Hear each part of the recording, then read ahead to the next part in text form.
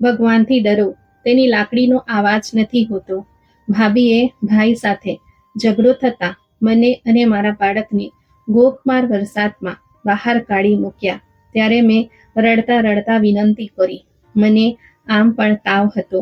હું ઠંડીથી બેહોશ થઈ ગઈ. સવારે જ્યારે આંખ ખોલી ત્યારે મોહલ્લામાં શોર મચ્યો હતો. હું મારું બાળક ચીસો પાડવા લાગી. જ્યારે થોડે દૂર કૂતરાનું ટોળું જમા થયું હતું. હું ભગવાનનું નામ લેતી તે ટોળાની નજીક ગઈ તો તરફડીને પડી ગઈ, કારણ કે હું ક્યારેય વધારે બોલતી નહોતી. હું બહુ ઓછું બોલનારી હતી અને કદાચ એટલે જ લોકોએ મને ખામોશીથી કચડી નાખવાની કળા શીખી લીધી હતી. તેઓ સમજતા હતા કે જે અવાજ ન ઉઠાવી શકે તે પીડા પણ અનુભવી શકતો નથી. માના અવસાન પછી મને ભાઈએ ઉછેરી હતી. તેઓ મને ખૂબ પ્રેમ કરતા હતા અને અવારનવાર કહેતા હતા કે રશ્મિ, તું તો મારી માની નિશાની છે, મારી દીકરી જેવી છે. પરંતુ તેમની પત્ની ઉપાસના મને ક્યારેય હૃદયથી સ્વીકારી શકી નહીં.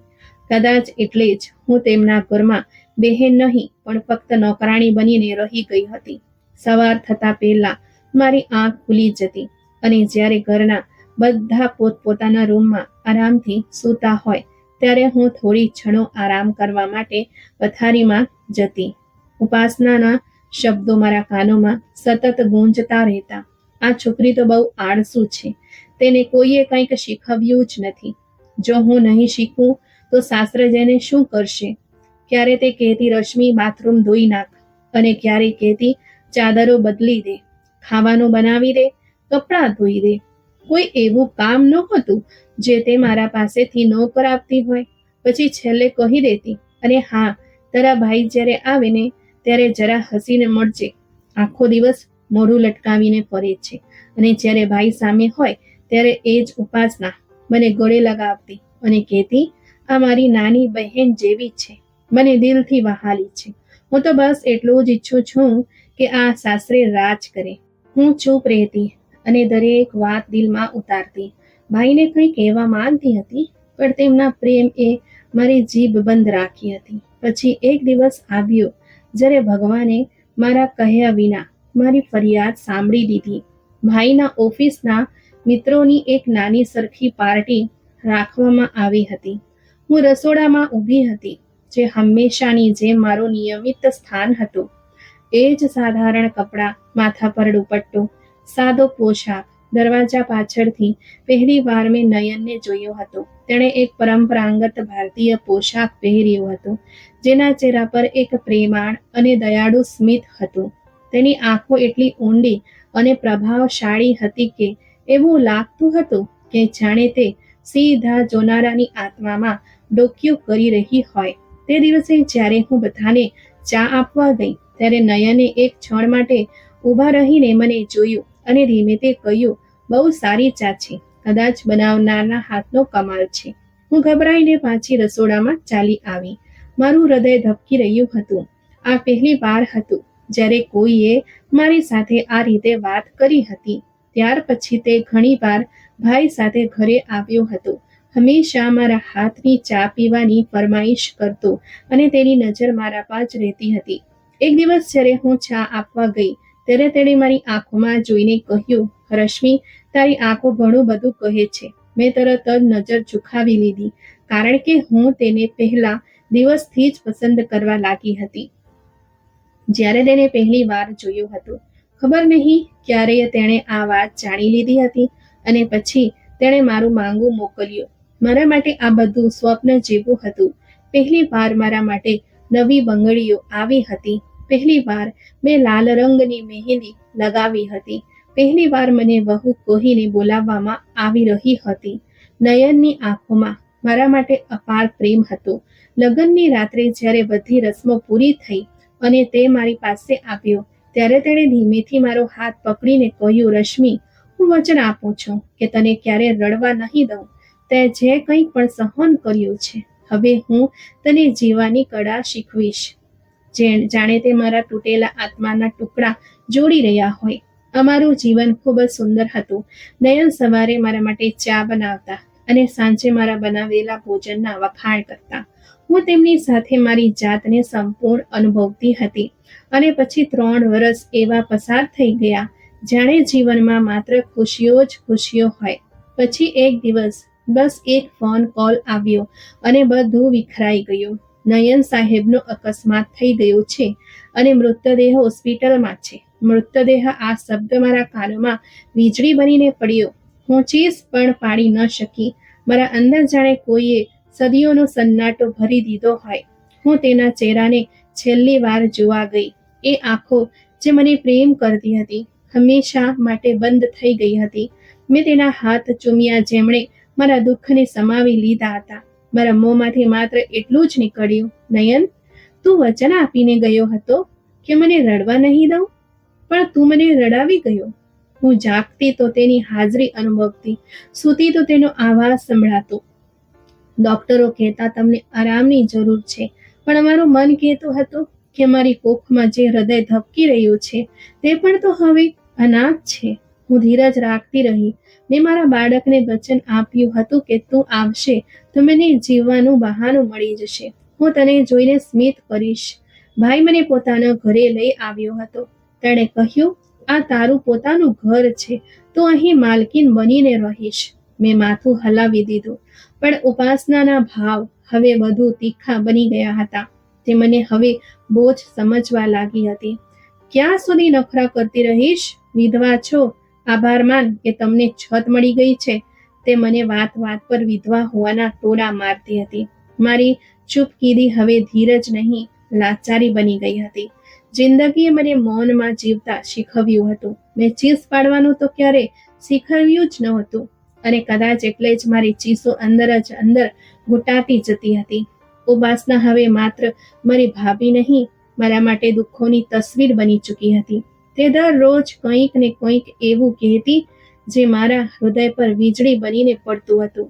હું ચૂપચાપ રસોડામાં ઊભી વાસણ ધોઈ રહી હતી ત્યારે ફ્રીજમાંથી પાણી કાઢતી વખતે તે જાતે જ શરૂ થઈ ગઈ. તારો પતિ મરી ગયો તો એમાં અમારો શું વાંક છે? હવે જલ્દીથી પોતાનો બંદોબસ્ત કર અને ક્યાંક બીજી જગ્યાએ જતી રહે. કોઈ બીજાને ફસાવી લે, જેમ તે નયનને ફસાવ્યો હતો. મારી આંખોમાંથી માત્ર આંસુ નીકળ્યા હતા. હોઠ પર હંમેશાની જેમ ચૂપકીદીનો તાળો હતો. હું તરત જ ફરીને રૂમમાં ચાલી ગઈ, પણ તેનો આવાજ મારી પાછળ સુધી આવ્યો હતો. આ બાળક પણ જલ્દી જન્મે, જેથી અમે પીછો છોડાવીએ તે અમારો. આખરે ક્યાં સુધી તારો બોજ ઉઠાવીશું અમે? મારા હાથ જડ થઈ રહ્યા હતા. પગમાં દુખાવાની લહેર દોડી ગઈ, પણ કોઈ પૂછનારું ન હતું. ઉપાસના તો એમ જોઈ રહી હતી જાણે હું કોઈ બીમાર પ્રાણી હોઉં. હું રાત સુધી રૂમમાંથી બહાર ન નીકળી, કારણ કે આવી હાલતમાં તેની કડવી વાતો મારાથી સહન થતી નહોતી. તે જ્યારે પણ બોલવાનું શરૂ કરતી ત્યારે મારી તબિયત ખરાબ થવા લાગતી હતી. બીજી સવારે હું રસોડા પાસેથી પસાર થઈ તો ભૂખના માર્યા મારા પગ લથડવા લાગ્યા. મેં પાણીનો ગ્લાસ ભર્યો અને હોઠ પર જ લાવી હતી કે ઉપાસનાએ ઝટકાથી મારા હાથમાંથી પાણીનો ગ્લાસ ખેંચી લીધો અને દાંત ભીંચીને બોલી, તારા ભાઈને તારા હાથના પરાઠા પસંદ છે, જા પેલા નાસ્તો બનાવ.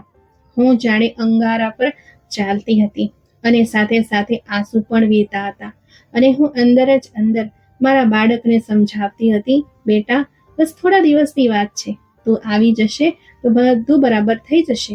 પરાઠા, ચા, ચટણી અને ઈંડા પ્લેટોમાં સજાવીને ટેબલ પર મૂકતી.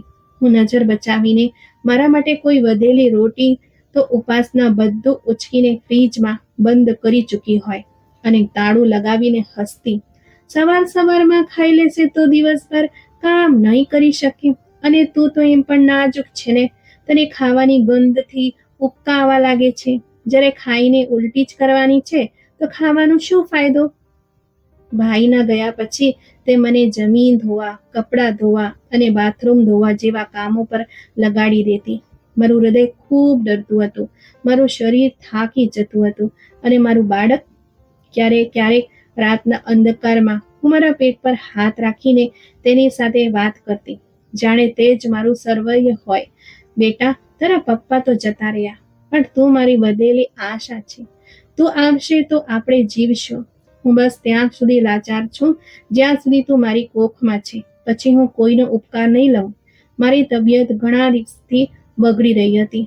બાળકની હરકત ક્યારેક તેજ થઈ જતી તો ક્યારેક બિલકુલ શાંત થઈ જતી, જાણે તે પણ આ ઘરની હવાથી ગભરાઈ ગયો હોય. હું પાણી પીવા માટે ઊભી થઈ તો રસ્તામાંથી પસાર થતા મેં કેટલાક એવા અવાજો સાંભળ્યા જેમણે મારા પગ રોકી દીધા. મેં ધીમા પણ લાગણીભર્યા અવાજમાં બોલી રહી હતી, મારા સોનું, હું વચન આપું છું કે આપણે ખૂબ જ જલ્દી મળીશું. હું તને જોવા માટે તડપી રહી છું. તું શા માટે સમજતો નથી કે આ વચ્ચે જે વિધવાને બેસાડી દીધી છે ને, તેણે મારા રસ્તામાં અવરોધ ઊભો કર્યો છે.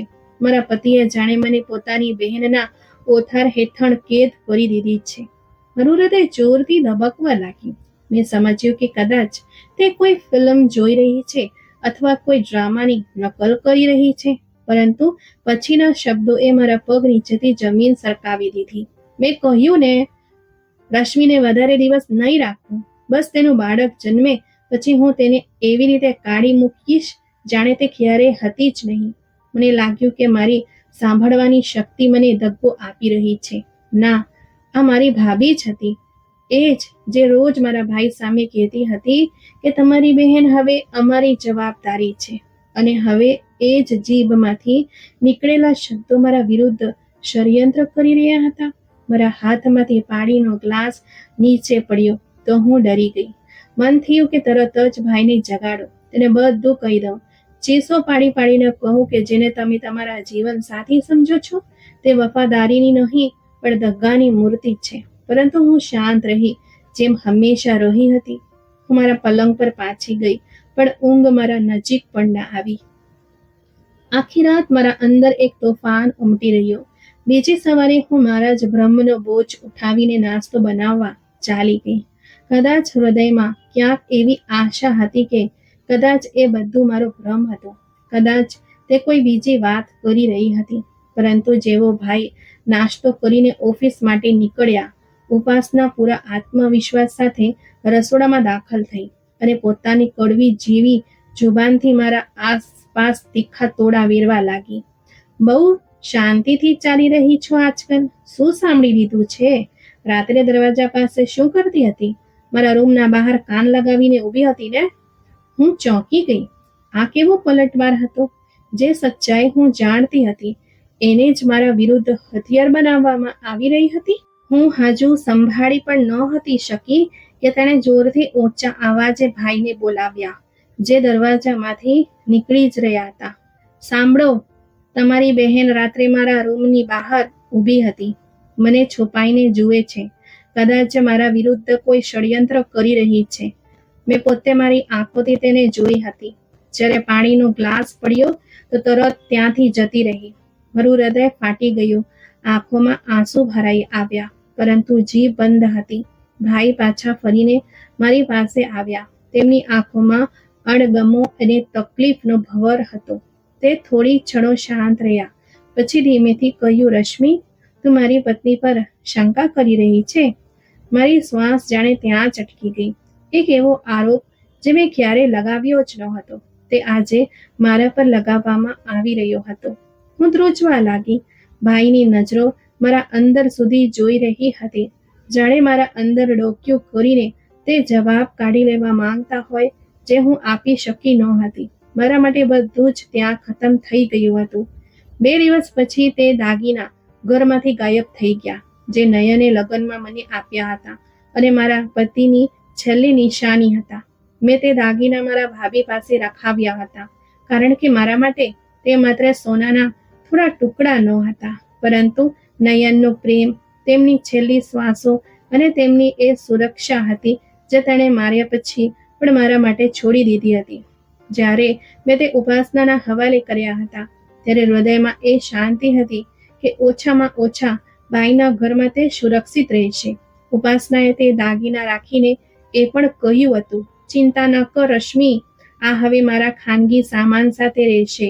જેમ મારી વસ્તુઓ સુરક્ષિત છે તેમ આ પણ સુરક્ષિત રહેશે. તે દિવસે તેની વાતચીતમાં જે બનાવટી નરમાશ હતી, કદાચ હું ઓળખી ન શકી. પરંતુ તે દિવસે જ્યારે ઘરમાં ચીસ ઉઠી મારા અંદર કંઈક તૂટી ગયું. ઉપાસનાના મોંમાંથી નીકળ્યું, રશ્મિએ દાગીના વેચી દીધા હશે. કદાચ કોઈની સાથે છુપાઈને સંપર્ક કરી લીધો હોય. કોઈની વાતોમાં આવીને દાગીના વેચીને પૈસા તેની પાસે છુપાવી દીધા છે. મારા પગ નીચેથી જમીન સરકી ગઈ. મેં ફક્ત એટલું જ કહ્યું, ભાભી, તે દાગીના તમારી પાસે હતા. મેં જાતે તમને આપ્યા હતા. ઉપાસના એવી રીતે હસી જાણે હું કોઈ મજાક કરી રહી હોઉં. મારી પાસે? ઓહો, જુઠ્ઠું બોલી રહી છે. મારી પાસે શા માટે કોઈ પોતાના દાગીના રખાવે છે? હું કોઈ બેંક છું? આ બધો ડ્રામા છે. આ તો એવું ઈચ્છે છે કે અમે તેના માટે ફરીથી દાગીના બનાવીએ. વાહ ભાઈ વાહ, પતિ ખતમ થયો, દાગીના ગયા, હવે બોજ અમારા પર. મારા ગળામાં જાણે કાંટા ઉગી આવ્યા હોય. હું બોલવા માંગતી હતી પણ જીભ સાથ છોડી ચૂકી હતી. ભાઈએ મારી તરફ જોયું, મારી આંખોમાં કંઈક શોધવાનો પ્રયાસ કર્યો, પરંતુ કદાચ મારી ચૂપકીરીએ મને દોષી બનાવી દીધી હતી. હું કંઈ જ બોલી નહીં, બસ મારું માથું ઝુકાવી દીધું. પછીના થોડા કલાકો મારા માટે જેલ જેવા હતા. વિસ્તારની સ્ત્રીઓ આવી ગઈ હતી અને ગપશપ શરૂ થઈ ગઈ. કોઈએ કહ્યું કે અમે તો પહેલા જ કહ્યું હતું કે આવી છોકરીને ઘરમાં રાખવી ખૂબ ઘાતક છે, જે એકલી છે. કોઈ તો આશરો હશે જેણે દાગીના આપી દીધા હોય. હું ત્યાં આંગણાના એક ખૂણામાં બેઠી હતી. મારી સામે ઉપાસના તે સ્ત્રીઓને ચાના કપ આપી રહી હતી, જેના શબ્દો મને માનસિક રીતે ખૂબ જ પીડા આપી રહ્યા હતા. દરેક શબ્દ મારા શરીર પર કોરડાની જેમ વાગી રહ્યો હતો. ત્યારે અચાનક મારા પેટમાં સખત દુખાવો ઉપડ્યો, એટલો વધારે કે મારા મોંમાંથી ચીસ નીકળી ગઈ. બધા લોકો એક ક્ષણ માટે ચોંક્યા, પણ ઉપાસનાએ કટાક્ષભરી ટિપ્પણી કરી કે હવે આ તમાશો કરવા લાગી છે. બાળક પેદા થવાનું છે તો નખરા પણ વધશે. દર્દને કારણે હું ત્યાં જમીન પર સૂઈ ગઈ. કોઈએ પાણી ન આપ્યું, કોઈએ હાથ ન પકડ્યો. હું પોતે જ ઘસડાતી રૂમ સુધી પહોંચી. મારા શ્વાસ તેજ થઈ રહ્યા હતા અને તે વખતે મને ખાતરી થઈ ગઈ કે હું એકલી છું. મારું કોઈ નથી, ન ભાઈ, ન ભાભી, ન દુનિયા. રાત પડતા પીડા વધી ગઈ. મેં વારંવાર ભાઈને બોલાવવાનો પ્રયાસ કર્યો, પણ ઉપાસના એ દરવાજો બંધ કરી દીધો હતો. તેણે કહી રહી હતી કે આનું ડ્રામા જુઓ, જાણે હમણાં જ મરી જશે. સવારે ડોક્ટર પાસે લઈ જઈશું. હવે અમને હેરાન ના કરશો. મને કંઈ યાદ નથી કે ક્યારે હું બેહોશ થઈ ગઈ અને ક્યારે પાછી ભાનમાં આવી. બસ એટલું યાદ છે કે સવારના સમયે મારા બાળકનો જન્મ થયો. મેં આંખો ખોલી, નબળી રોશનીમાં ધ્રુજતા હાથે તેને છાતી સરસો ચાંપ્યો. તેના ચહેરા પર એ જ નયનની સ્મિત હતી જે હવે તસવીરમાં કેદ થઈ ચૂકી હતી. જાણે નયન પોતે જ મારી પાસે આવી ગયો હોય, જાણે તેણે કહ્યું હોય કે મેં તને એકલી નથી છોડી. જો, હું મારી છબી તને આપી ગયો છું. મારા શ્વાસ જે અટકવા લાગ્યા હતા તે ક્ષણે ફરીથી ચાલવા લાગ્યા. મારી બધી પીડા જાણે ઓછી થઈ ગઈ હતી. મારા હૃદયે પહેલી વાર શાંતિની કોઈ લહેર અનુભવી. આ ક્ષણે મારો દીકરો, મારો શ્વાસ, મારી આશા તે હતો તો જાણે નયન પણ હતો અને મારા ખોળામાં એક સંપૂર્ણ વિશ્વ હતું. પણ આ રૂમની બહાર ઉપાસના કદાચ કોઈ નવો આરોપ લગાવવાનું વિચારી રહી હતી. 3 મહિના પસાર થઈ ચૂક્યા હતા મારા દીકરાના જન્મ પછી. તેના ચહેરામાં હું દરરોજ નયનને જોતી હતી અને મારી હિંમતને કહેતી હતી કે બસ રશ્મિ, બસ. એક દિવસ આ બધું ખતમ થઈ જશે. બસ થોડી વધુ ધીરજ. પણ તે દિવસ જાણે આવતો જ ન હતો. ઉપાસના ભાભીનો સ્વભાવ દિવસે ને દિવસે વધુ કઠોર થતો જતો હતો. મારી ઊંઘ, મારું ભોજન, અહીં સુધી કે મારા બાળકની જરૂરિયાતો પણ જાણે તેમના માટે બોજ બની ગઈ હતી. તે દિવસે વરસાદ પડી રહ્યો હતો. સવારથી જ વીજળી પણ બંધ થતી અને સાંજ પડતા તો અંધારું જાણે ભીત બની ગયું હતું. મારા દીકરાને હળવો તાવ હતો અને તે રડી રહ્યો હતો. મેં તેને લપેટીને છાતી સરસો ચાંપ્યો અને ધીમે ઝૂલાવવા લાગી, પણ તે વારંવાર રડી રહ્યો હતો. કદાચ તેને કંઈ ખાવાનું જોઈતું હતું, અથવા કદાચ મારી નબળી હાલત તેના માટે પૂરતી નહોતી. શું કયામત છે? ભાભીનો અવાજ રસોડામાંથી આવ્યો, જે મારા રૂમની બાજુમાં જ હતું. કાનના પડદા ફાટી ગયા. હા, દર વખત રોવું, દર વખત આવાજ. મેં નરમાશથી જવાબ આપ્યો, ભાભી, જરાક દૂધ ગરમ કરી આપો. બાળકને તાવ છે અને મને પણ, પ્લીઝ. ઉપાસના ગુસ્સામાં બહાર આવી.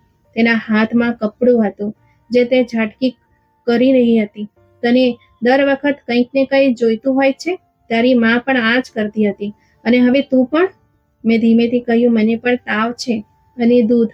બસ આટલું જ કહેવાનું હતું કે તે અચાનક ઝડપથી આગળ વધી. રૂમનો દરવાજો પૂરી તાકાતથી ખોલ્યો. વરસાદના તેજ ટીપા અંદર આવ્યા અને તે બૂમ પાડીને બોલી, નીકળ જા. તને તને અને તારા બાળકને બહારની જ હવા રાસ આવે છે ને? જા, બેસી જા બહાર. એ જ તારું ભાગ્ય છે. મારું હૃદય ધબકારો ચૂકી ગયો. બાળકે મારા કપડાને દૃઢતાથી પકડી રાખ્યું હતું. કદાચ તે સમજી રહ્યું હતું કે માતા ડરી ગઈ છે.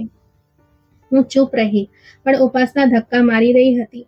હું પડવાની જ હતી, પણ તે અટકતી નહોતી. જાણે બાળક સહિત મને પાડી દેવા પર તૂલી હોય. મેં મારા બાળકને છાતી સરસું ચાંપ્યો અને ઉપાસનાને કહ્યું, ભગવાનથી ડર. હું આવી હાલતમાં ક્યાં જઈશ? પણ તેને કોઈ ડર ન હતો. જા, હવે જીવ છોડ મારો, તેણે કહ્યું. મેં વિચાર્યું હતું કે બાળક પેદા થશે તો તું કોઈ બીજું ઠેકાણું શોધી લઈશ, પણ તું તો મારા જ માથે મગ દળવા પર તૂલી છે. આમ કહીને તેણે મને ધક્કો માર્યો તો મેં સીધો દરવાજાથી બહાર પગ મૂક્યો, આંગળું પાર કર્યું અને સિમેન્ટની ભીની સીડી પર બેસી ગઈ. વરસાદ મારા ઉપર વરસી રહ્યો હતો, પણ હું ચૂપ હતી. હું મારા બાળકને વરસાદથી બચાવવા માટે મારા છાતી સરસો ચાપીને બેઠી હતી. મને રાહ હતી કે કોઈ પણ સમયે ભાઈ આવશે, મને જોશે તો અંદર લઈ જશે. પણ ઉપાસનાને ખબર હતી કે તે આજે રાતે ઘરે નહીં આવે, તેથી તેણે મારી સાથે આવું વર્તન કર્યું હતું. તેણે ગેટ બંધ કરી દીધો અને મારા કાનોમાં તેનો અવાજ આવ્યો, જે અંદર ફોન પર કોઈની સાથે વાત કરી રહી હતી. હા હા, મેં તેને કાઢી મૂકી છે. હવે ક્યાં બેઠી છે? બાળક ખતમ થાય કે બાળકની માં, મને શું? બધા ઝઘડા મારા ગળે નાખી દીધા છે. પતિ હતો તો બહુ ઘમંડ હતો. મારું શરીર તાવથી ધ્રુજી રહ્યું હતું. આંખો સામે ધૂળધૂળું દેખાતું હતું, જાણે દરેક દૃશ્ય પર પાણીનું પડ હોય. મેં મારા દીકરાના કપાળે ચુંબન કર્યું, જે મારી છાતીએ ચોંટીને હિપકા ભરીને રડી રહ્યો હતો. મેં ધ્રુજતા હોઠે બસ એટલું જ કહ્યું, હે ભગવાન, હું તારી રજામાં રાજી છું. બસ મારા દીકરાને સુરક્ષિત રાખજે. મને યાદ નથી કે ક્યારે મારી ગરદન એક બાજુ ઢળી ગઈ. છેલ્લું દૃશ્ય જે મારી આંખોમાં કેદ થયું તે મારા બાળકના ધ્રુજતા ચહેરાનું હતું. ત્યાર પછી શાંતિ છવાઈ ગઈ. વરસાદ સતત વરસી રહ્યો હતો અને રાત ઘેરી બની ચૂકી હતી. સવારે મોહલ્લામાં શોર મચી ગયો. કોઈ બૂમ પાડતું બોલ્યું, અરે, આ સ્ત્રી સાસ લઈ રહી છે કે નહીં? લોકો ભેગા થઈ ગયા. કોઈએ ધાબળો આપ્યો, કોઈએ પાણી. હું થોડી બેહોશીમાં હતી અને મારા હોઠ બસ એટલું જ કહી રહ્યા હતા, મારો દીકરો ક્યાં છે? અચાનક એક બાળક ખૂબ જ કમજોર આવાજમાં રડ્યો. બધાની નજર ગલી તરફ વળી ગઈ. મારી આંખ ખુલી. હળવો અવાજ મારા કાનોમાં આવી રહ્યો હતો અને વરસાદ હજુ પણ ધીમો ધીમો વરસી રહ્યો હતો. મારી આંખોમાં જાણે કોઈ ઊંડી ઊંઘમાંથી પાછી ફરી હોય. મેં મારી ચારે બાજુ જોયું. ભીની જમીન, ભીની દિવાલો, વરસાદના ટીપા મારા ચહેરા પર ટપકી રહ્યા હતા. પણ આ બધામાં કંઈ ખૂટતું હતું, કોઈ એવી વસ્તુ જે મારા અસ્તિત્વનો ભાગ હતી. મારો હાથ ખાલી હતો. મારો દીકરો, તે મારી પાસે નહોતો. મારો દીકરો, તે ક્યાં ગયો? એક ક્ષણ માટે મારો શ્વાસ રૂંધાઈ ગયો. મારી આંખો આશ્ચર્યથી ફાટી પડવા જેવી હતી અને હું ઝટકાથી આસપાસ જોયું. મારા હાથ, જે ક્યારેય તેના ગરમ અસ્તિત્વને પોતાની છાતી સરસો ચાપી રાખતા હતા, તે હવે ખાલી હતા. મેં કપડાં ખંખેર્યા, ચાદર સંભાળી, હાથથી જમીન તપાસી. તે ક્યાંય નહોતો. મારું બાળક ક્યાં છે? મારો દીકરો? મારો અવાજ ધ્રુજી રહ્યો હતો. મારો અવાજ કદાચ હવાઓને ચીરી ગયો. હું ઘૂંટણીએ બેસી ગઈ. આંખો પાગલોની જેમ આમ તેમ ફરી રહી હતી. તે કદાચ સરકીને કોઈ તરફ જતો રહ્યો હોય, કદાચ કોઈ જાનવરે. નહીં નહીં, મેં તરત જ માથું ઝટકી નાખ્યું. મારા હૃદયના ધબકારા તેજ થઈ ગયા. મારું મગજ શૂન્ય થઈ રહ્યું હતું. હું દિવાલોની જેમ ઊભી થઈ. ખુલ્લા પગે ગલીમાં દોડી. કાદવમાં પગ ખૂંપી રહ્યા હતા. વરસાદ હવે બંધ થઈ ગયો હતો, પણ મારા આંસુ વરસાદ કરતાં પણ વધુ તીવ્રતાથી વરસી રહ્યા હતા. મારો દીકરો ક્યાં છે? મોહલ્લાની એક સ્ત્રી દરવાજા પર આવી. તે મને જોઈને ચોંકી ગઈ. મારા કપડામાં કાદવ લાગેલો હતો. મારા વાળ ભીના હતા અને ચહેરો લાલ હતો. રશ્મિ, શું થયું? આ શું હાલ બનાવ્યો છે તારો? હું તેના પગમાં પડી ગઈ. મારો દીકરો ગુમ થઈ ગયો છે. હું બહાર બેઠી હતી, ખબર નહીં ક્યારે બેહોશ થઈ ગઈ. મારો દીકરો ક્યાં છે? મારા અવાજમાં એટલી કરુણા અને વિનંતી હતી કે તે મહિલા ધ્રુજી ઉઠી. લોકોએ મને બૂમો પાડવાનું શરૂ કર્યું, પણ મને કંઈક સમજાતું ન હતું. થોડા અંતરે ગલીના છેલ્લા ખૂણા પર કેટલાક લોકો ભેગા થયા હતા. એક માણસ કહી રહ્યો હતો, આ કૂતરાઓ કંઈક વિચિત્ર અવાજો કાઢી રહ્યા છે, જાણે કંઈક એમની પાસે હોય. મેં સાંભળ્યું તો મારી આત્મા કંપી ઉઠી. મારા પગ તે તરફ ચાલી પડ્યા જ્યાં લોકો ડરથી પાછળ હટી રહ્યા હતા. કૂતરાનો એક ઝુંડ હતો. તેઓ કોઈ વસ્તુની આસપાસ ભેગા થયા હતા. મારા પગ જમીન પરથી ઉચકવાનો ઇનકાર કરી રહ્યા હતા, પણ મારા હૃદયના ધબકારાએ મને ધકેલી દીધી. હું ધીમે ધીમે બબડતી આગળ વધી, ભગવાનનું નામ લેતા. મેં જેવો પગ આગળ મૂક્યો, કૂતરા એક પછી એક પાછળ હટવા લાગ્યા. તેઓ ભસતા નહોતા, બસ બેઠા હતા, જાણે કોઈ પહેરો આપી રહ્યા હોય. તેમની વચ્ચે એક નાનું અસ્તિત્વ પડ્યું હતું, મારો દીકરો. ભીના કપડામાં લપેટાયેલો હિપકા ભરી રહ્યો હતો, પણ જીવતો હતો. મેં ભગવાનનો આભાર માન્યો કે તે મારી સાંભળી લીધી. મારા દીકરાએ મારા અવાજે આંખે ખોલી. તેના ચહેરા પર મારા નયનની ઝલક હતી. મારી પ્રાર્થનાઓનો અસર હતો. મેં તેને છાતી સરસો ચાંપ્યું, તેની ધડકન સાંભળી અને અનુભવ્યું કે ભગવાન મારી સાથે છે, હંમેશાથી હતા, હંમેશા રહેશે. આ એ ક્ષણ હતી જ્યાં મારી જિંદગીના બધા દુઃખ એક ક્ષણ માટે અટકી ગયા હતા. હું આગળ વધી. તે સમયે મારી જિંદગીનો સૌથી લાંબો સમય હતો. મારા પગ સૂન થઈ ગયા હતા, શ્વાસ રૂંધાઈ ગયો હતો. મારી જીભ સતત ધ્રુજતા હોઠે ફક્ત એટલું જ પુનરાવર્તન કરી રહી હતી, ભગવાન, તું જ બચાવનાર છે. મારા હોઠ હજુ આભાર વ્યક્ત કરવામાં જ હતા, વ્યસ્ત હતા કે અચાનક એક પડછાયો ઝડપથી પસાર થયો. કંઈક સમજાયું નહીં. એક જોરદાર ચીસ ગલીમાં ગુંજી ઉઠી. મારા હાથમાંથી મારું બાળક છીનવાઈ ચૂક્યું હતું. તે પડછાયો ખૂબ ઝડપથી બાળકને ઉઠાવીને ભાગ્યો. થોડી ક્ષણ માટે તો હું સ્તબ્ધ રહી ગઈ, જાણે કોઈએ મારી આત્મા મારા શરીરમાંથી ખેંચી લીધી હોય. પછી મારા અંદરથી એક એવો અવાજ નીકળ્યો જે કદાચ જમીન અને આકાશે પણ પહેલી વાર સાંભળ્યો હશે. અરે, તે લઈ ગયો! કોઈએ મારા બાળકને ઉઠાવી લીધું! રોકો તેને! ભગવાનને ખાતર મારા દીકરાને રોકો! મારી ચીસ આખા મોહલ્લાને ચીરી ગઈ. કેટલાક લોકો દોડ્યા. કોઈએ ગલીના ખૂણે ભાગવાનો પ્રયાસ કર્યો, કોઈએ બાઇક કાઢી, પણ એ કાળો પડછાયો વરસાદની ધૂંધમાં ગલીઓની ભૂલભુલામણીમાં ગુમ થઈ ચૂક્યો હતો. જાણે જમીન ગળી ગઈ હોય કે જાણે આકાશે છુપાવી લીધો હોય. મારા અસ્તિત્વે ફરી એકવાર ખાલીપોનો બોજ સહન કર્યો. પણ આ વખતે કંઈક બીજું પણ તૂટ્યું હતું, મારા હોશ, મારી અક્કલ, મારી સહનશીલતા. હું ત્યાં જ કાદવમાં પડી ગઈ. મારું માથું જમીન સાથે અથડાયું.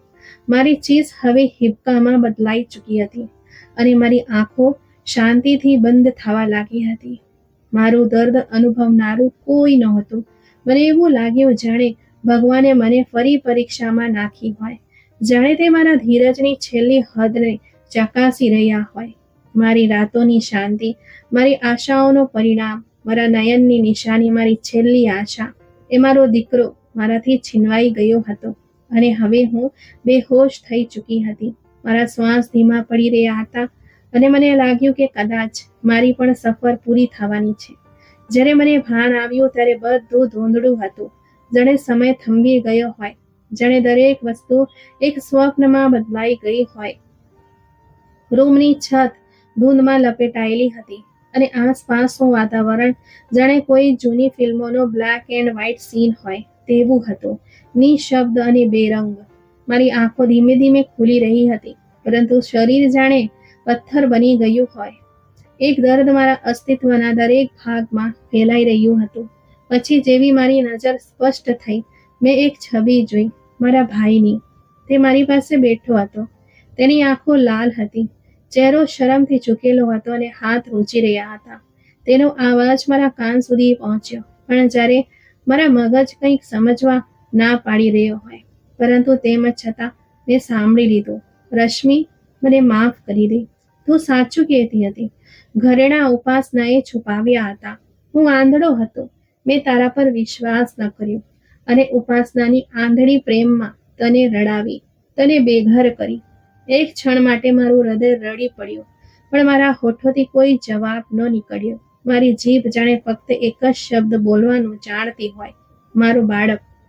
મેં ધીવા અવાજે કહ્યું, પણ એ શબ્દ નહીં, દિલને ચીરી નાખતી આ હતી. મારા હોઠ સુકાઈ ગયા હતા. આંખોમાંથી આંસુ નહોતા નીકળી રહ્યા, કારણ કે તે કદાચ રાતની વરસાદમાં વહી ચૂક્યા હતા.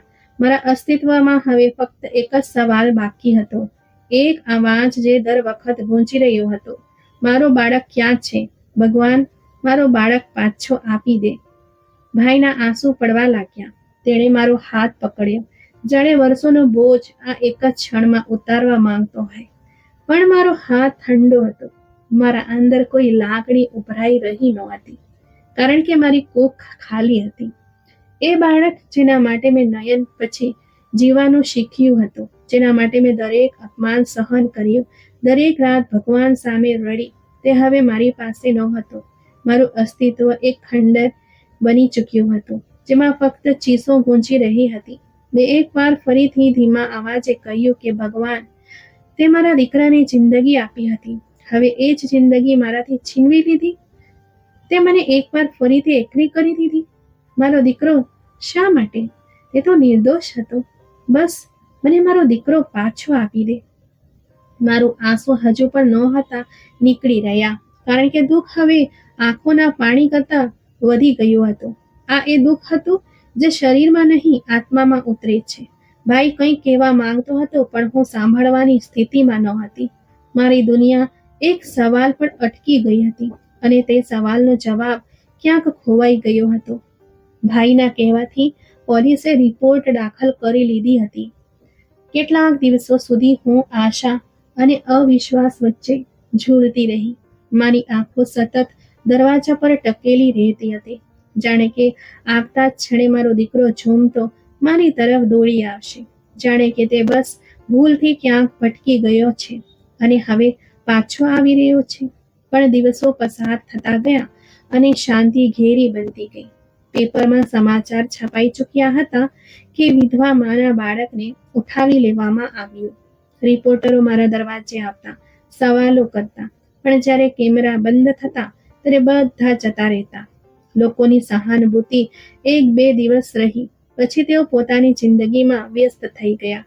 પણ મારી જિંદગી તો ત્યાં જ અટકી ગઈ હતી, તે જ ક્ષણે જ્યારે મારા બાળકને મારાથી છીનવી લેવામાં આવ્યું હતું. હું દર રાત તડપતી અને ભગવાન સામે બેસી જતી, પ્રાર્થના કરતી, હે ભગવાન, મારા બાળકને સુરક્ષિત પાછો આપી દે. તેને કોઈ દરિંદાના હવાલે ન કરતો.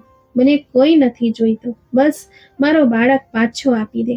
પછી એક દિવસ પોલીસે દરવાજો ખખડાવ્યો. તેમની આંખોમાં કંઈક ચિંતા હતી. ઇન્સ્પેક્ટરે કહ્યું, મેડમ, અમને એક સ્ત્રીના સમાચાર મળ્યા છે જે ઘણા દિવસોથી બાળકોની આસપાસ ફરતી રહેતી હતી. તે માનસિક રીતે ઠીક નથી. બધા તેને પાગલ કહે છે. તે ક્યારેક કોઈ બાળકને જોઈને રડવા લાગે છે, ક્યારેક કોઈ માના પગ પકડીને કંઈક કહે છે જે સમજાતું નથી. કોઈએ જણાવ્યું કે તે બોલી રહી છે કે હવે મારું બાળક આવી ગયું છે, અમે તેની પાછળ લાગેલા છીએ. તમે પ્રાર્થના કરો, કદાચ ભગવાને સાંભળી લીધું હોય. હોઈ શકે કે તેની પાસે તમારો જ બાળક હોય. આ સાંભળતા જ મારી આત્મામાં એક હલચલ મચી ગઈ, જાણે મારા અંદરની માં જાગી ગઈ હોય. મેં પોલીસને કહ્યું, મને આ સ્ત્રી સુધી લઈ ચાલો. મારે ફક્ત એક વાર તેની આંખોમાં જોવું છે. જો તેણે મારા બાળકને સ્પર્શ પણ કર્યો હશે તો હું ઓળખી જઈશ. ઇન્સ્પેક્ટરે વચન આપ્યું કે જેવું તેઓ કંઈક સાબિત કરશે, મને બોલાવશે. તે જ રાત્રે મેં એક સપનું જોયું. મારો બાળક સફેદ કપડામાં એક સ્ત્રીના ખોળામાં હતો, અને તે સ્ત્રી તેને ઝુલાવી રહી હતી, ગણગણી રહી હતી, કોઈ લોરી ગાઈ રહી હતી. હું ચીસો પાડી પાડીને કહેતી રહી, આ મારું બાળક છે, આ મને આપી દે. પણ તે સ્ત્રી હસીને બોલી, હવે આ મારું છે. તે પોતે જ તેને છોડ્યો હતો ને વરસાદમાં. મેં તેને બચાવ્યો, હવે આ મારું છે. હું ચીસ પાડીને જાગી ગઈ. રાતના 3 વાગ્યા હતા અને હું ફરીથી ભગવાન પાસે બેસી ગઈ. હે ભગવાન, જો તે સ્વપ્ન સાચું હોય તો આ સ્ત્રીને મને મળાવી દે. જો તે જૂઠું હોય તો મારી આશાઓને આટલી ન તોડ. મને જીવવાની હિંમત આપ. પોલીસ તે સ્ત્રીના ઘર સુધી પહોંચી ગઈ. મારું હૃદય ધબકી રહ્યું હતું, જાણે છાતીમાંથી બહાર આવી જશે. હું પણ તેમની સાથે હતી. હિંમત નહોતી, પણ માની મમતા પગ ખેંચી લાવી હતી. તે વિસ્તારની એક સુમસામ ગલીમાં એક નાનકડું મકાન હતું. દરવાજો ધીમેથી ખોલ્યો અને જેવું અમે અંદર દાખલ થયા, એક સન્નાટો છવાઈ ગયો. રૂમના એક ખૂણામાં બેઠેલી એક સ્ત્રી પારણામાં કોઈને ઝુલાવી રહી હતી. મારી શ્વાસ અટકી ગઈ. એ જ આવાજ, એ જ અંદાજ. જુઓ, મારો દીકરો કેટલો સુંદર છે. તેની માં એ તો તેને બહાર ફેંકી દીધો હતો, પણ હું તેને જિંદગી આપીશ. હું તેને દરેક એ વસ્તુ આપીશ જે તેને ક્યારેય નથી મળી. પ્રેમ, સુરક્ષા અને ઘર.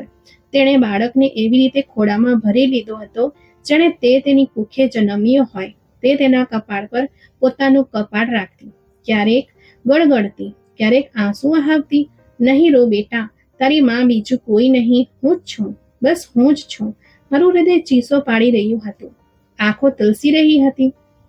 મેં આગળ પગ મૂક્યો. તે સ્ત્રી ગભરાઈ ગઈ. તમે બધા મારા બાળકને લેવા આવ્યો છો? તમે શું સમજો છો કે હું આપી દઈશ? નહીં, આ મારું છે. મેં તેને બચાવ્યો છે. મેં તેને ઠંડીથી બચાવ્યો, મોતથી બચાવ્યો. તમે લોકો શા માટે આવ્યા છો તેને લેવા? તમે લોકો ક્યાં હતા જ્યારે તે વરસાદમાં તડપી રહ્યો હતો? ક્યાં હતી તેની માં? મારી હેડકી બંધાઈ ગઈ હતી. હું કંઈ કહેવા સક્ષમ નહોતી. પોલીસે નરમાશથી કહ્યું, આ બાળક આ સ્ત્રીનું છે, આ તેનો દીકરો છે. પણ સ્ત્રી તે પાગલની જેમ ચીસો પાડવા લાગી. નહીં, જૂઠું છે, આ મારો બાળક છે. આ મેં ભગવાન પાસેથી માંગ્યો હતો, તેણે આપી દીધો. હવે કોઈ લઈ જઈ શકતું નથી. આ તો મારા માટે રડશે. તમે બધા જૂઠા છો. આ બાળક હવે મારું છે. હું તેની નજીક ગઈ. મારા પગ ધ્રુજી રહ્યા હતા. મેં બાળકને જોયું. તેની આંખો રડતી હતી, નાક વહેતું હતું અને મારા હૃદયમાંથી એક સ્વાભાવિક ખેંચાણ જાણે નીકળીને તેના નાના હાથો સુધી પહોંચી ગયું. મેં કંપતા આવાજે કહ્યું, બેટા, આવો મારી પાસે. બાળક ચોંક્યો. તેણે મારી તરફ જોયું. થોડી ક્ષણો એવી હતી જાણે આખી દુનિયા થંભી ગઈ હોય. પછી તેણે હાથ ફેલાવ્યા અને મારી તરફ ઘસી આવ્યું. મેં દોડીને તેને ખોળામાં ભરી લીધો. તે મારા ખભે ચોંટી ગયું. તે સ્ત્રી પાછળ પડી ગઈ, ચીસો પાડવા લાગી. નહીં, આ મારો છે, આ મારો છે. મારો બાળક મને ભગવાને આપ્યો હતો. લઈને ના જાઓ, લઈને ના જાઓ. તેની માનસિક હાલત ઠીક નહોતી. પોલીસે તેને પૂછપરછ માટે લઈ લીધી. કદાચ તેઓ તેને પાગલખાને પહોંચાડવાના હતા. હું મારા બાળક લઈને પાછી ભાઈના ઘરે આવી ગઈ. તેણે ઉપાસના સાથે પોતાનો સંબંધ તોડી નાખ્યો હતો. કદાચ તેને ઉપાસનાની હકીકત ખબર પડી ગઈ હતી. તે જતી વખતે પોતાનો દીકરો પણ સાથે લઈ ગઈ હતી. એ જ દીકરો જેના પર તે ગર્વ કરતી હતી. ભાઈ તેની પાસેથી બાળક પાછું લેવાની કોશિશમાં લાગેલા હતા, પણ તે એક અકસ્માતમાં અચાનક મૃત્યુ પામ્યા અને સમાચાર સાંભળીને આખો વિસ્તાર સન્નાટામાં છવાઈ ગયો. પણ મારું હૃદય મારા ઈશ્વરના નિર્ણયોની ઊંડાણમાં ડૂબી ગયું. હું જાણતી હતી કે આ એ જ ક્ષણ હતી જ્યારે ઉપાસનાને સમજાયું કે ભગવાનનો ન્યાય શાંત અને અણધારી રીતે થાય છે. તે સ્ત્રી જે દિવસ રાત મારા ધૈર્યને કચડવામાં લાગેલી હતી, હવે પોતે જ પોતાના કર્મો તળે દબાઈ ગઈ હતી. હું જ્યારે તેના ઘરે પહોંચી, અંદર દાખલ થઈ, તો ઉપાસના એક ખૂણામાં બેઠી હતી. વિખરાયેલા વાળ, લાલ આંખો અને આંસુથી ભીંજાયેલી ચાદર. તેની ગોદ ખાલી હતી, જાણે તેના અસ્તિત્વનો છેલ્લો સહારો પણ છીનવાઈ ગયો હોય. તેણે મારી આહટ સાંભળી, માથું ઊંચું કર્યું અને એક ક્ષણ માટે નજર મારા પર ટકેલી રહી. પછી તે અચાનક ઉઠીને મારા પગમાં પડી ગઈ. રશ્મિ, મને માફ કરી દે, હું પાપી છું. તું પ્રાર્થના કર ભગવાન મને પણ સજા આપી દે. મારો બાળક મારું સર્વસ્વ હતો. હું તૂટી ગઈ રશ્મિ, હું ખતમ થઈ ગઈ. હું શાંત ઊભી હતી. મારા હૃદયમાં કોઈ નફરત નહોતી, કદાચ ફક્ત એક પીડા જે તેનાથી પણ વધારે ઊંડું હતું. મેં ધીમેથી તેના માથા પર હાથ મૂક્યો. તે કંપી ગઈ. એવું લાગ્યું જાણે ઉપકારનો સ્પર્શ તેની રગેરગરમાં સમાઈ ગયો હોય. તેની હેડકીઓ વધુ તેજ થઈ ગઈ. તું મને ખતમ શા માટે નથી કરી દેતી? થપ્પડ શા માટે નથી મારતી? મેં તને વરસાદમાં કાઢ્યો હતો. તારું બાળક બીમાર હતું. અને આજે જો, મારો લાલ, મારો દીકરો, તે હવે નથી રહ્યો. મેં ઊંડો શ્વાસ લીધો. તેના આંસુ પોતાના આંચળમાં સમાવ્યા અને ધીમા અવાજે કહ્યું, ઉપાસના, મારા બાળક પાસેથી તો ભગવાને તેનો પિતા છીનવી લીધો, પણ તે પોતે જ પોતાના દીકરા પાસેથી પહેલા તેનો બાપ છીનવ્યો અને પછી મારા ભાઈ પાસેથી તેનો દીકરો છીનવી લીધો. જો તે કોઈ ખોટું પગલું ન ભર્યું હોત તો તે પોતાના ઘરમાં જ રહેતો અને આ રીતે કોઈ અકસ્માતનો ભોગ ન બન્યો હોત. તે નિર્દોષનો શું વાંક હતો? ઉપાસનાએ મારી તરફ જોયું. તે આંખો જે આ વર્ષોથી ઘમંડથી ભરેલી હતી, આજે તે હાર, ક્ષમા અને પ્રાર્થનાનું પ્રતીક બની રહી હતી. તે જમીન પર બેસી ગઈ. હું શાંતિથી પાછી ફરી ગઈ, કેમ કે હવે હું ફક્ત તે માની જેમ હતી જેણે બધું ભગવાનના હવાલે કરી દીધું હતું. મારી ગોદ ભરાઈ ચૂકી હતી અને તેનું હૃદય ખાલી. હિસાબ બરાબર થઈ ચૂક્યો હતો. પણ ન્યાય મારા હાથોથી નહીં, પણ ઈશ્વરની લાઠીથી આવ્યો હતો, જે અવાજ કર્યા વગર પ્રહાર કરે છે. આજે વર્ષો વીતી ચૂક્યા છે. મારા ભાઈએ બીજા લગ્ન કરી લીધા હતા. તેના ત્યાં 2 સંતાન થઈ ચૂક્યા હતા. કદાચ તે પોતાનું દુઃખ ભૂલી ચૂક્યો હતો. હવે મને પણ તે ક્ષણો, તે ચીસો, તે ધૈર્યની રાતો બધું સ્વપ્ન જેવું લાગે છે. અને છતાં કંઈક એવું છે જે હૃદયની દિવાલો પર આજે પણ અંકિત છે. હું આજે મારા દીકરા સાથે એક નાની પાઠશાળા ચલાવું છું. આ પાઠશાળાના પાયામાં મારા આંસુ, મારી પ્રાર્થનાઓ અને તે લાચાર માઓની આહ છે જે આ દુનિયામાંથી ચાલી ગઈ. હું આ અનાથ બાળકોને ફક્ત શિક્ષણ નથી આપતી, હું તેમને સહારો આપું છું. હું તેમની મા બની જાઉં છું. હું તેમના ઘાવ પર દવા નાખું છું, તેમના વાળ ઓળું છું. તેમની જીભમાંથી નીકળતા મા શબ્દથી મારી દુનિયા રોશન થઈ જાય છે. સવારના સમયે અમે બધા મળીને પૂજા કરીએ છીએ. કેટલાક બાળકો સપનાઓમાંથી બહાર આવતા આંખો ચોળે છે. કેટલાક હસીને મને ગળે લગાડી લે છે. તેઓ મને કહે છે, માં, તમે તો દેવદૂત છો ને? હું હસીને કહું છું, નહીં બેટા, હું તો એક માં છું જેણે દર્દને ઓઢીને પ્રેમની ચાદર બનાવી છે. લોકો દૂર દૂરથી આવે છે. કેટલાક આર્થિક મદદ કરે છે. કેટલાક બાળકો માટે ખાવા પીવાનો સામાન આપી જાય છે. પણ બધાની નજરોમાં એક જ વાત હોય છે. આ એ જ છે ને જેને વરસાદની રાત્રે તેના પોતાનાઓએ ઘરમાંથી કાઢી મૂકી હતી, જેના બાળકને આખી રાત કૂતરાઓએ આશ્રય આપ્યો હતો? હા, હું એ જ છું. હું જ છું, રશ્મિ છું, જેણે ધૈર્યને શસ્ત્ર બનાવ્યું, પ્રાર્થનાથી ઘા પર મલમ લગાવ્યો અને ભગવાને ખરાબ સમયમાં તેને સન્માન આપી. ક્યારેક કોઈ જૂનો ચહેરો નજર આવી જાય છે. કોઈ સ્ત્રી જે એક સમયે મારી વિરુદ્ધ બોલતી હતી, હવે કહે છે, રશ્મિ, અમે ખોટા હતા, અમે અંધ હતા. ત્યાં ધીરજ રાખી અને આજે જો, તારા ખોળામાં ઘણા બાળકો ઉછળી રહ્યા છે. હું બસ હસી દઉં છું, કારણ કે મને આજે એ સમજાઈ ગયું છે કે ધૈર્ય નબળાઈ નથી, પરીક્ષા છે. મૌન કાયરતા નથી, વિશ્વાસ છે. મારા દીકરાની આંખોમાં જ્યારે હું જોઉં છું ત્યારે મને મારા પતિ નયનની આંખો યાદ આવે છે. તેની એ વાત, રશ્મિ, જિંદગીમાં જે કંઈ પણ થાય, તું બસ ભગવાન સાથે જોડાયેલી રહેજે. તે તને ક્યારેય એકલી નહીં છોડે. મારા દીકરાના ચહેરામાં, અનાથ બાળકોની સ્મિતમાં, તે પાઠશાળાની પ્રાર્થનામાં, નયન આજે પણ મારી પાસે છે.